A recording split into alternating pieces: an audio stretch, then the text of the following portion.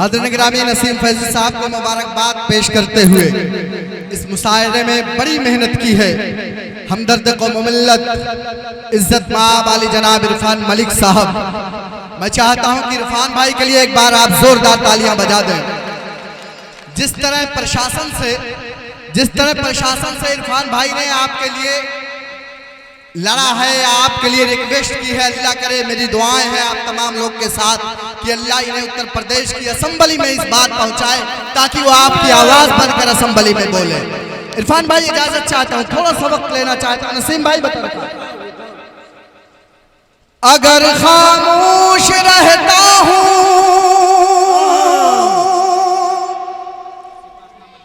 तो गैरत मार डालेगी, अगर सच बोल दूंगा तो हुकूमत मार डालेगी। बहुत शुक्रिया गिरामी, बहुत जिंदाबाद। अगर खामोश रहता हूं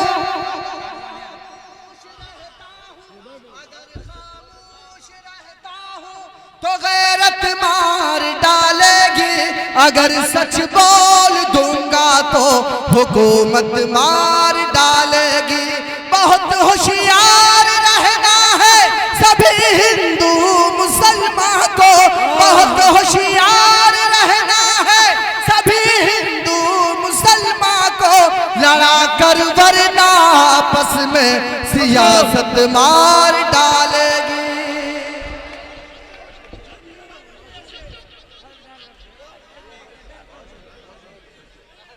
बहुत शुक्रिया,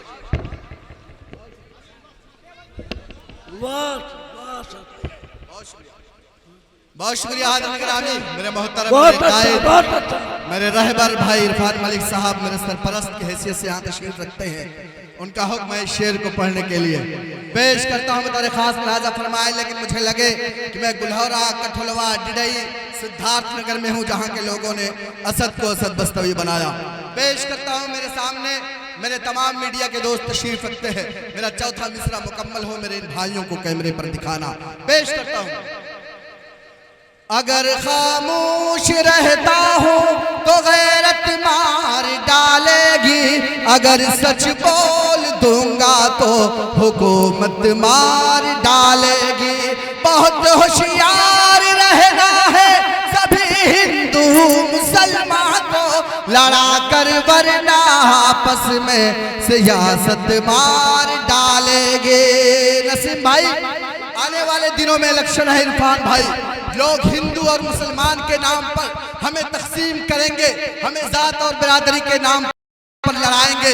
लेकिन इरफान भाई, मैंने देखा मुंबई का आजाद मैदान, मैंने देखा मुंबई का क्रांति मैदान, जब CA/NRC के खिलाफ एहतजाज हो रहा था, हमारे मुल्क का हिंदू भाई हमारे साथ कदम से कदम मिलाकर खड़ा हुआ था और यह ऐलान कर रहा था कि मुसलमानों, जब तक हमारे जिस्म में लहू का एक कतरा है, आपको घबराने की जरूरत नहीं है, आपको परेशान होने की जरूरत नहीं है। दुनिया की कोई ताकत आपको हिंदुस्तान से नहीं निकाल सकती। मैं अब 4 मिसरे पढ़ूंगा हिंदुस्तान के 30 करोड़ मुसलमानों की तरफ से, भाई नसीम फैजी साहब के हवाले से, भाई इरफान मलिक साहब के हवाले से शेर अपने गैर मुस्लिम भाइयों तक पहुंचाना। पेश, मोहब्बत प्यार का ईसार का परचम तुम्हें देंगे, मेरा दावा है हर एक जख्म का मरहम तुम्हें देंगे। ये बताइए अपने हिंदू भाइयों से कि इस मुल्क में हमारी लड़ाई न हिंदू भाइयों के साथ थी, न है, न रहेगी इंशाअल्लाह ताला। हमारी लड़ाई इस मुल्क में फिरका परस्ती के खिलाफ है, हमारी लड़ाई उन लोगों के खिलाफ है जो हमें धर्म के नाम पर तकसीम कर रहे हैं। पेश करता हूं बतौर खास, मोहब्बत प्यार का ईसार का परचम तुम्हें देंगे, मेरा दावा है हर एक जख्म का मरहम तुम्हें देंगे। अलग मजहब है लेकिन फिर भी हम सब भाई भाई हैं, अलग मजहब है लेकिन फिर भी हम सब भाई भाई हैं। हमें तुम गंगा जल दो और हम ज़मज़म तुम्हें देंगे, हमें तुम गंगा। अजीज इतना ही रखो कि दिल बहल जाए, किसी को इतना भी न चाहो कि दम निकल जाए। हाज़िरीन गिरामी, वक्त बहुत कम है, मैं चाहता हूँ कि 2-4-5 मिनट आपको शेर सुना लो। पेश करता हूँ इरफान भाई 4 मिसरे और बतौर खास ताज़ा फरमाए। इस वक्त पूरा हिंदुस्तान परेशान है, इस वक्त हिंदुस्तान के तमाम लोग सोच रहे हैं कि इस मुल्क में अमन क्यों नहीं है, सुकून क्यों नहीं है। 4 मिसरे भाई इरफान मलिक साहब के हवाले से बतौर खास। जो है शाही खजाना उस पे कंजूसों का कब्जा है, हर एक शोबे के अंदर आज जासूसों का कब्जा है। बहुत शुक्रिया। जो है शाही खजाना उस पे कंजूसों का कब्जा है, हर एक शोबे के अंदर आज जासूसों का कब्जा है। हमारे मुल्क में चैनो सुकून आए तो क्यों आए, हमारे मुल्क में चैनो सुकून आए तो क्यों आए। हमारे मुल्क भारत पर तो मनहूसों का कब्जा है, हमारे मुल्क भारत पर तो मनहूसों का कब्जा है। 4 मिसरे और सब। बहुत शुक्रिया हाज़िरीन गिरामी। यकीन जानिए कि ढेर सारी रही है। ये मुशायरा जो अब तक चल रहा है भाई इरफान मलिक साहब की कोशिशों का नतीजा है। अल्लाह करे कि इनकी कोशिशों में थोड़ा सा इजाफा हो जाए। 10-5 मिनट आप शेर सुन ले। पेश करता हूँ नसीम भाई बता खास। सबके सब उलझे हैं, ऐसा जाल बनाकर छोड़ दिया, जितने थे खुशहाल उन्हें बदहाल बनाकर छोड़ दिया। मुस्तकीम भाई, मुजीब भाई, 4था मिसरा मुकम्मल हो दिखाए मेरे भाइयों को। पेश करता हूँ। सबके सब उलझे हैं, ऐसा जाल बनाकर छोड़ दिया, जितने थे खुशहाल उन्हें बदहाल बनाकर छोड़ दिया।